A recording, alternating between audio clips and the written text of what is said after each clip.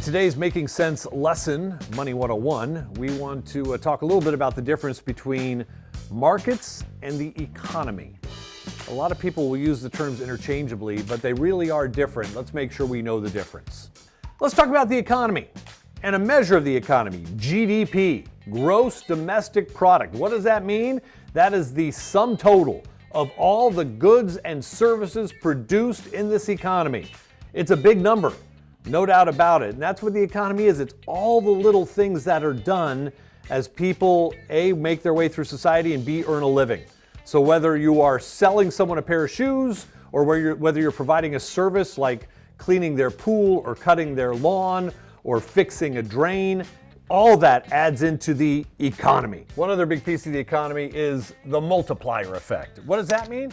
That means that when I spend $1 to get a cup of coffee, then they take that dollar and they go buy more coffee, or the owner takes the dollar and he goes pays his mortgage, but the money moves, it keeps moving. And so when there is economic distress, that money, that velocity of money begins to slow down, and that hurts the economy as well. Money needs to speed up. We need velocity. We need money going from one place to another for the economy to really hum.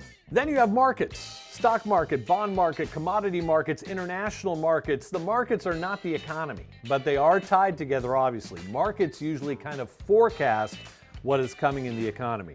When we see trouble coming for the economy, the market will usually sell off pretty quickly at the front end.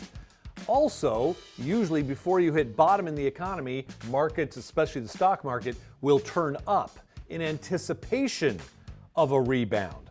So they're not the same, but they are tied together. The other thing we need to realize is the U.S. doesn't stand alone. We're part of a big international financial system as well. And we need to realize that great American companies like Nike or Starbucks or McDonald's, they sell a lot of their goods overseas. A big chunk of their revenue comes from overseas as well. You know, there's an old saying that it's a recession when your neighbor loses his job. It's a depression when you lose your job. That's not quite true, but a recession is when an economy contracts. It gets a little smaller. A depression is when it gets a lot smaller in a short amount of time. But markets, they're not the same, but markets can often forecast when that's going to happen. Think of it this way. An economy is like a big battleship or aircraft carrier. Takes a little while to turn either in a positive or negative direction, but markets can turn on a dime, and that's why they can be good forecast mechanisms. That's Making Sense of Markets and the Economy.